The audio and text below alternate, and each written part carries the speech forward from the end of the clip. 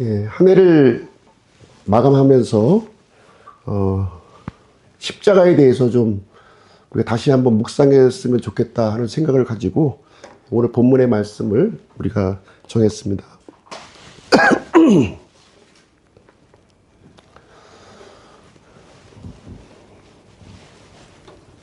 오늘 제목은 최고의 역설, 갈보리 십자가인데요.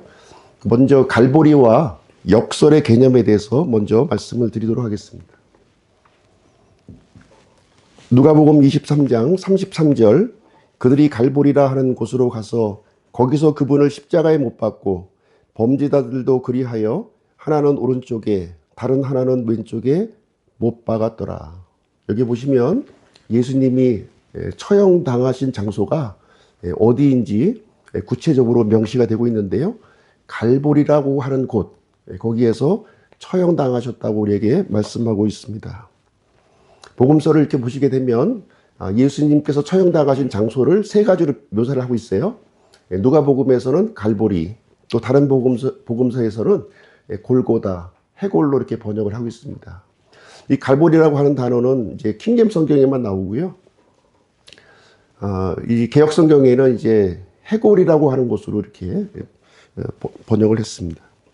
옳고 그름의 문제는 아니고요. 이 킹잼 성경은 이렇게 예수님께서 처형당하신 장소를 정확하게 묘사를 하고 있다는 거예요. 무슨 얘기냐면 당시 예수님 당시에 세 개의 언어가 있었습니다. 세 개의 언어. 그래서 마태복음에 보시면 골고다 즉 해골의 장소라고 묘사했고요. 마가복음은 골고다 하는 곳 해골의 장소. 누가복음은 갈보리라고 하는 곳. 요한복음은 해골의 장소 히브리어로 골고다 이렇게 표현하고 있습니다. 그래서 이 골고다는 히브리어예요. 히브리어고요. 갈보리는 라틴어입니다. 라틴어. 그리고 해골은 그리스어입니다. 그래서 예수님이 처형당하신 장소를 라틴어와 그리스어와 히브리어로 이렇게 정확하게 이렇게 묘사를 하고 있는 것입니다. 혹자는 이 갈보리라고 하는 이 단어가 천주교 성경에서 가져왔다고 이렇게 비판하는 경우가 있어요. 그렇지 않습니다. 예. 천주교 성경이라고 해서 무조건 우리가 배척하는 것이 아니고 성경과 합당한 것은 받아들이는 것이고 합당치 않은 것을 배척하는 것이지 무조건 배척하는 것이 아니라는 거예요. 킹잼 성경은 이렇게 예수님께서 처형당하신 장소를 당시 사용했던 세 개의 언어로 이렇게 정확하게 묘사를 해주고 있습니다. 이 내용이 동일한 패턴으로 또 기록이 되어 있는데요. 또 한 가지는 뭐냐면 예수님의 명패입니다.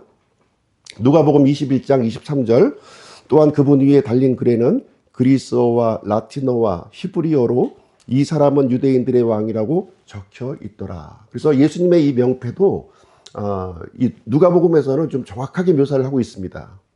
한 개의 언어로만 이렇게 기록된 것이 아니라 그리스어, 라틴어, 히브리어, 당시 통용되는 이 단어로 이 명패를 기술했구나 하는 사실을 우리는 말해주고 있습니다. 이렇게 세 개의 언어로 이렇게 기재가 되어 있는 거예요.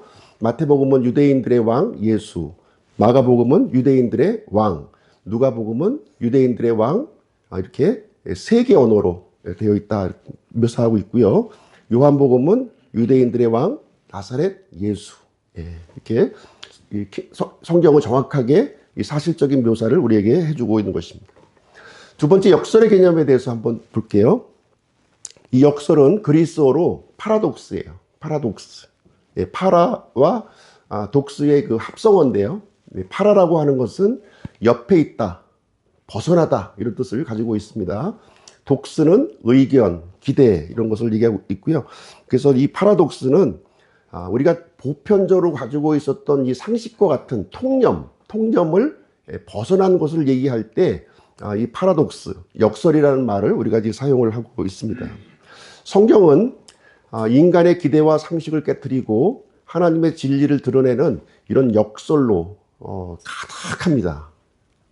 오늘은 이 역설의 최고의 정점, 갈보리 십자가에 대해서 살펴보겠지만 그 이외에도 굉장히 성경은 역설로 가득하다는 것을 우리에게 말해주고 있습니다. 예를 들면요.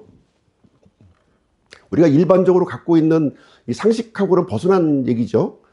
자기를 낮추는 자는 높아지리라.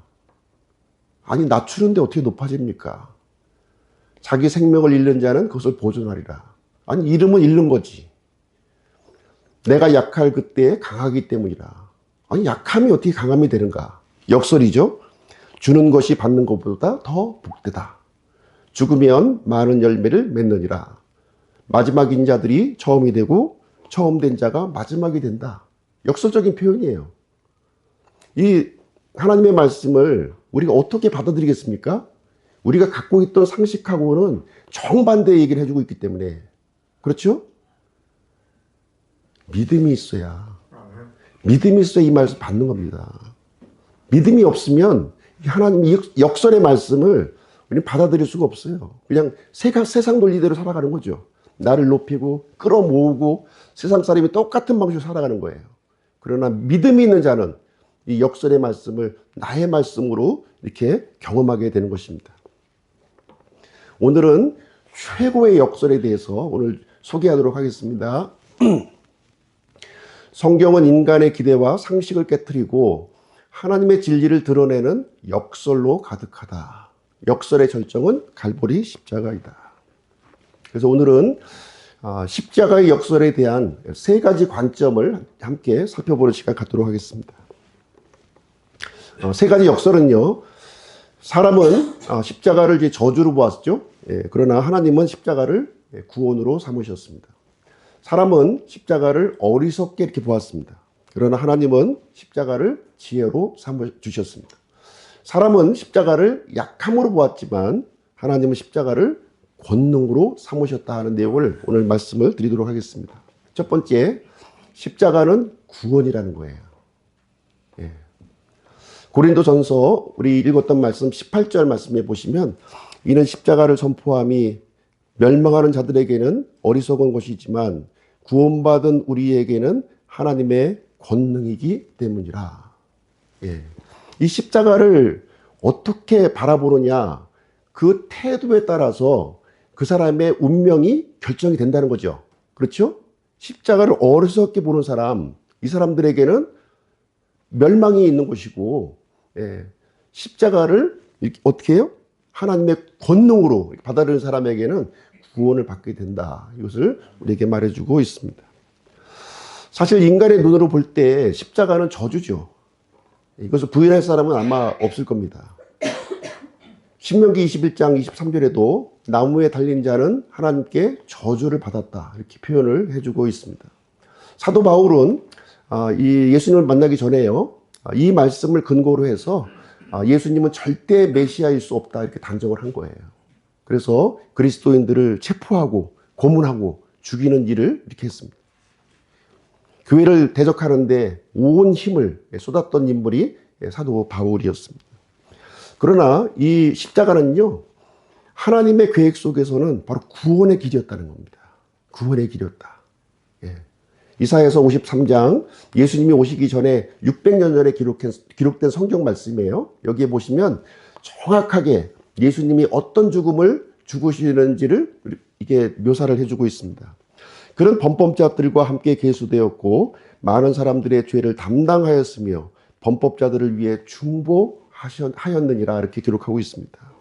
예수님의 이 모습, 처형받는 모습은 마치 저주받은 사람처럼 보였다는 거예요.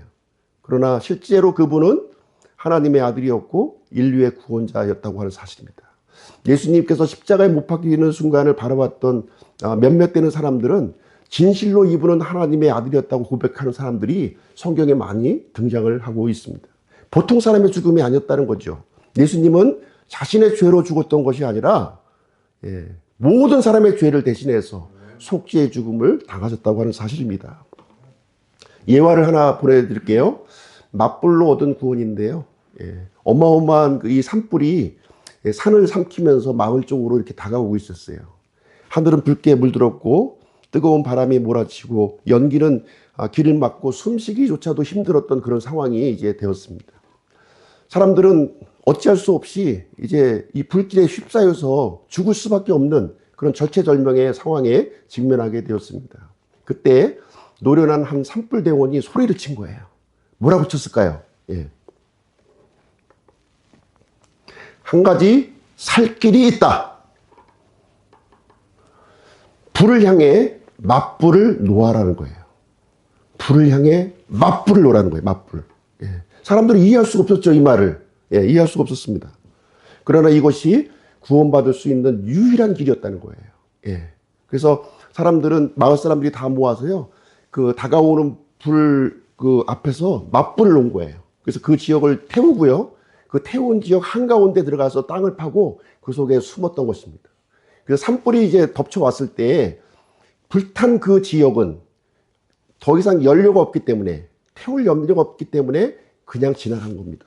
그래서 그 불탄 구덩이에 남아있던 그 사람들은 모두 구원을 받았다는 것입니다. 바로 이것은 십자가의 복음을 우리에게 예시해주고 있는 것입니다.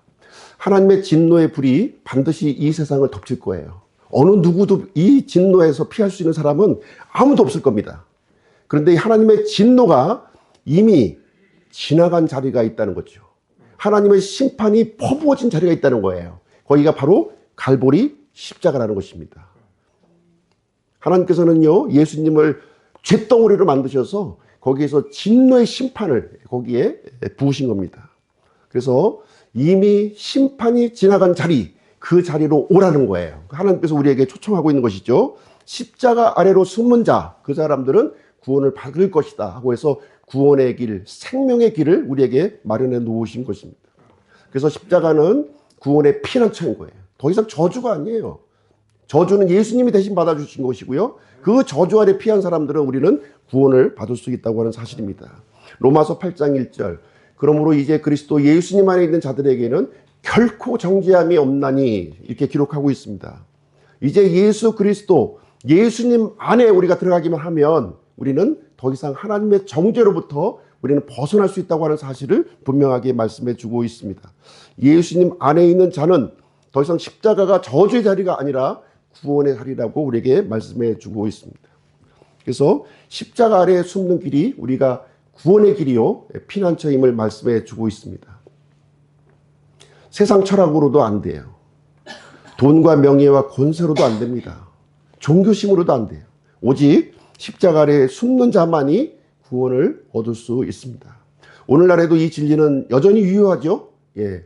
예수님이 공중 재림하시기 전까지 이 말씀은 유효한 진리인 것입니다. 오직 십자가가 우리의 영혼이 피할 수 있는 안전지대를 우리에게 마련해 주신 것입니다. 첫 번째 역설이요, 인간의 지혜로 볼 때 십자가는 저주였어요. 그렇죠?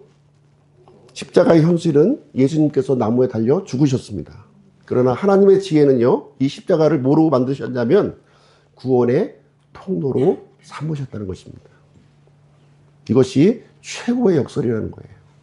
두 번째, 십자가는 하나님의 지혜라는 것입니다. 1장 21절, 지혜로운 자가 어디 있느냐, 서기관이 어디 있느냐, 이 세상에 변론가가 어디 있느냐, 하나님께서 이 세상의 지혜를 어리석게 만들지 아니하셨느냐. 이 세상의 모든 지혜 체계를 향해서 하나님께서 도전하시고 있는 거예요.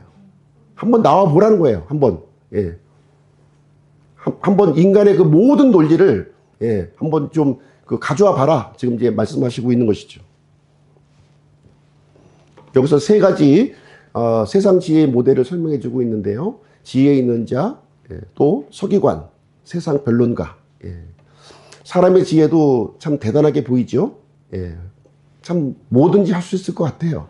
그러나 이 영적인 세계, 하나님을 아는 데에는 무능력하다는 거예요. 아무리 인간의 지혜가 하늘을 이렇게 찌를 듯 해도 이 영적인 이 영역을 도달할 수 없다. 하나님께서 막으셨다는 거예요. 막으셨다. 예, 알 수 없도록 이렇게 해주셨다고 하는 것입니다. 그래서 십자가는요, 하나님의 창안물이에요. 인간의 창안물을 능가하는 하나님의 창안물이 바로 십자가라고 우리에게 말씀해주고 있습니다. 21절, 하나님의 지혜에 있어서는 세상이 지혜로 하나님을 알지 못하였으므로 하나님께서 복음 선포의 어리석은 것으로 믿는 자들을 구원하시는 것을 기뻐하셨도다. 바로 하나님의 창안물이 그리스도께서 달리신 이 갈보리 십자가, 이 십자가를 마련해 주셨다고 하는 사실을 말해주고 있습니다. 세상 사람들은 어리석게 보여요. 예. 그렇지 않다는 거죠. 그러나 이것은 최고의 창안물로 우리에게 주신 것이라고 하는 사실입니다. 우리가 십자가를 선택해야 되는 이유는 무엇인가요? 왜 십자가를 선택해야 됩니까? 구원이 인간의 공로로 불가능하다는 겁니다. 아무리 그 공로를 세워도 그 공로 가지고는 하나님께 이룰 수 없다는 겁니다. 그리고 이 십자가는 하나님의 지혜를 보여주고 있는 것이고요. 십자가는 구원의 열쇠로 우리에게 주신 것입니다. 이 십자가의 문제가, 이 십자가의 역설이 풀려야 나머지 성경 말씀이 풀리는 거예요. 이게 안 풀리니까 계속 예수님을 믿는다고 이렇게 말은 하고 살아가고 있지만 성경과는 전혀 다른 모습으로 세상의 논리대로 살아가게 되는 겁니다. 십자가가 열쇠예요, 열쇠. 예, 구원의 열쇠이지만 믿음의 열쇠입니다. 믿음의 열쇠. 이것을 열어야지 그 다음 단계가 진행이 되는 겁니다.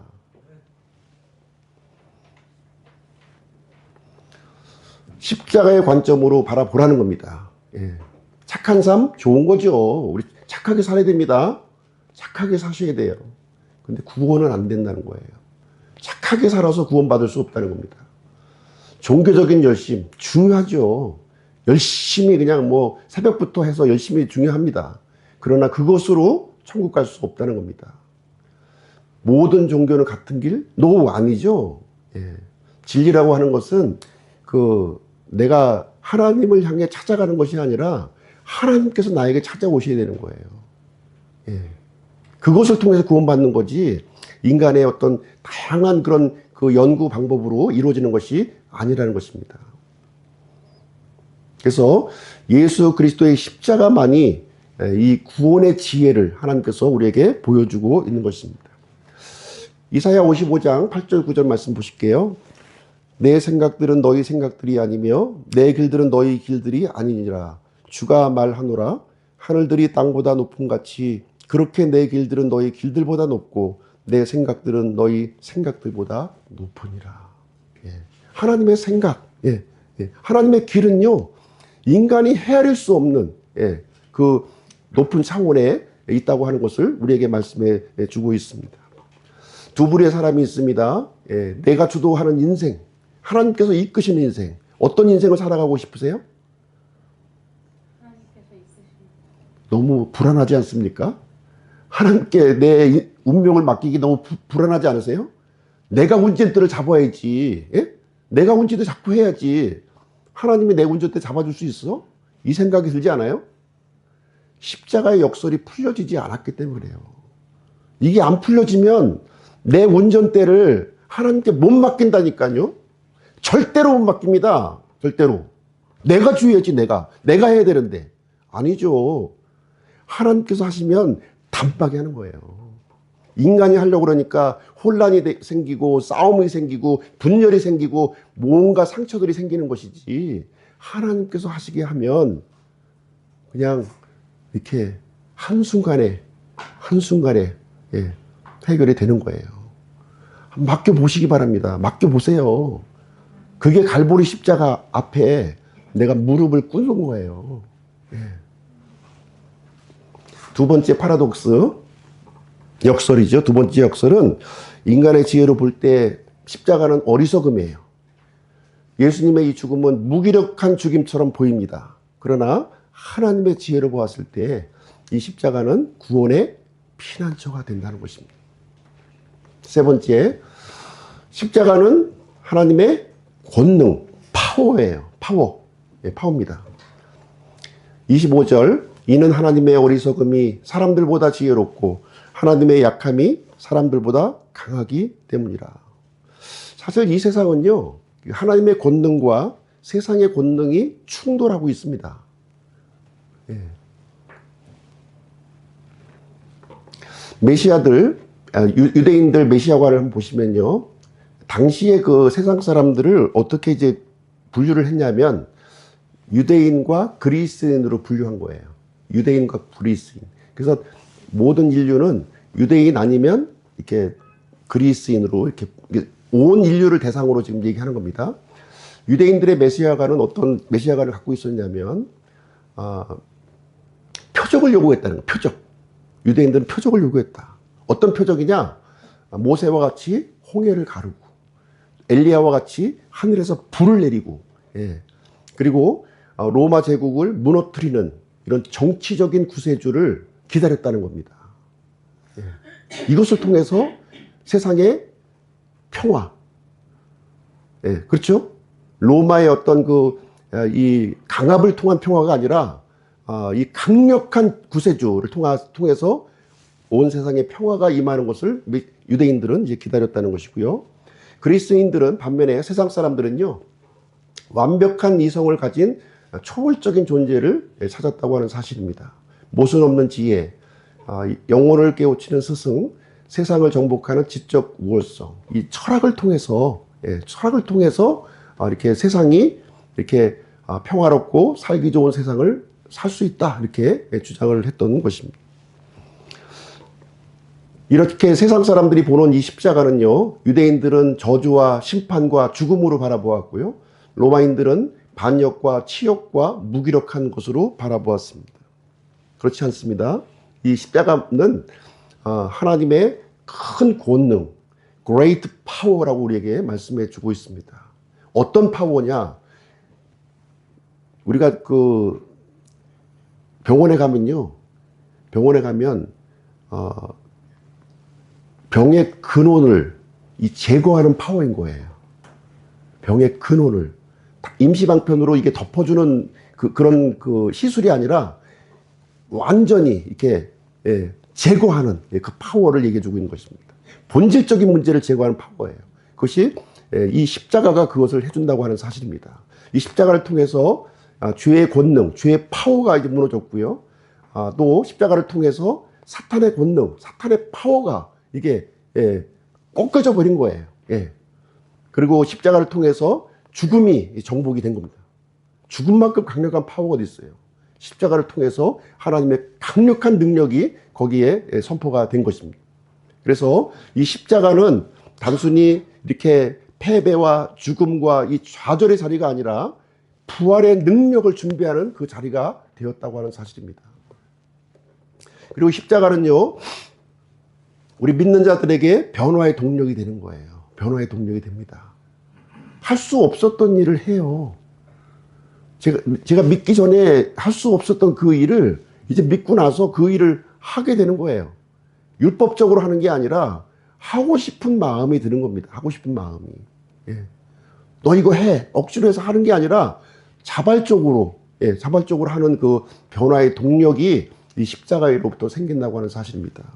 미움이 사랑으로 바뀌어지고 절망이 소망으로, 실패가 승리로, 멸망이 영원한 생명으로 바뀌어지는 그 변화의 동력이 십자가로부터 나온다고 하는 사실입니다.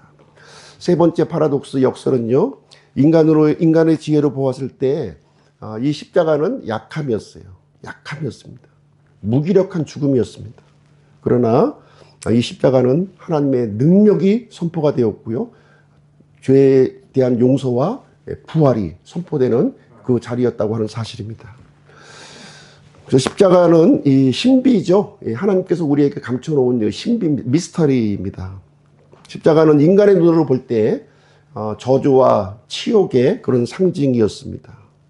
그러나 이런 모습을 하나님께서는 예수님의 죽음을 통해서 대속의 죽음으로 이렇게 바꿔주신 거예요. 예수님은 죄로 인해서 죽을 이유가 없었던 분이에요. 예수님은 하나님이셨고 죄가 없었다고 분명히 성경에서 몇 번 반복적으로 말씀해주고 있습니다. 죄 없는 이분이 저와 같이 허물이 많고 이 흉악한 죄를 지은 저희 죄를 대신해서 십자가에서 그 모든 수치와 경멸을 한 몸에 받으셨다고 하는 사실입니다. 그래서 십자가를 통해서 이 속죄와 생명의 통로를 삼아 주시게 된 것입니다. 결론을 내드리도록 하겠습니다. 십자가 앞에 두 부류의 사람이 있습니다. 한 사람은 멸망하는 사람이고요, 또 한 사람은 구원을 얻는 사람입니다. 어느 편에 쓰겠습니까? 멸망하는 자리에 쓰시겠어요? 아니면 구원을 얻는 그 자리로 나아가시겠습니까? 십자가를 여전히 수치스럽고 이렇게 부끄럽게 여기신다면, 어리석게 여기신다면 우리는 멸망의 길로 갈 수밖에 없습니다. 그러나 우리가 하나님의 권능으로 붙잡게 되면 하나님께서 우리를 구원의 길로, 부활의 길로 우리를 인도하시고 열어주신다고 하는 사실입니다. 십자가는요, 하나님의 구원이요, 하나님의 지혜요, 하나님의 권능이라고 하는 고백을 우리가 진지한 마음으로 우리가 고백할 필요가 있습니다. 이 세상에 있는 모든 것들은요, 이런 것들을 무시하라고 그래요. 십자가가 무슨 구원이야? 십자가가 무슨 하나님의 지혜야? 예, 십자가가 무슨 하나님의 권능이냐고 이렇게 비꼬고 조롱합니다. 예, 돈을 많이 모아야지. 높은 지위에 올라가야지. 내가 잘 살아야지. 예, 내가 잘 살아야 다른 사람 도울 수 있을 거 아니야? 이렇게 얘기합니다. 그렇지 않습니다. 예. 우리는 십자가 아래로 피해야 되는 것입니다. 십자가 앞에서 나 자신을 무너뜨리셔야 돼요. 무너져야 됩니다. 그래서 세상의 방식이 아니라 십자가의 방식으로 우리가 살아가야 되는 것입니다. 마지막으로 바울의 고백을 한번 보도록 하겠습니다. 사도 바울은 이 극적인 회심을 했던 인물로 우리가 잘 알고 있죠. 예, 다마스커스에서 부활하신 예수님을 만난 이후로 그의 인생이 180도로 바뀌어졌어요. 예수님 만나기 전에는 어떻게 했습니까? 그리스도인들을 잡아가두고 핍박하고 참 죽이는 그 일을 하나님의 일인 것처럼 했던 사람이에요. 예, 그러나 예수 그리스도를 만나고 그 이 십자가의 신비를 발견한 이후에는 인생이 180도로 바뀌었습니다. 이런 고백을 하고 있습니다. 이어지는 말씀 고린도전서 2장 2절에 보시게 되면 이는 내가 너희 가운데서 예수 그리스도 곧 십자가에 못 박히신 그분 외에는 아무것도 알지 아니하기로 결심하였기 때문이라 이렇게 얘기하고 있습니다. 바울이 얼마나 똑똑한 사람이었어요. 예, 가말리아의 문화에서 율법 학자였고요. 최고의 석학이었어요, 당시에. 그렇지만 자기가 그동안에 알았던 모든 것을 배설물로 여기고 십자가를 최고의 가치로 붙들고 자기의 인생을 초계와 같이 복음 선포를 위해서 들어졌던 인물이 사도 바울이었습니다. 이런 고백이 저와 여러분들의 고백이 되기를 주님의 이름으로 축복드립니다. 기도하고 마치도록 하겠습니다. 은혜로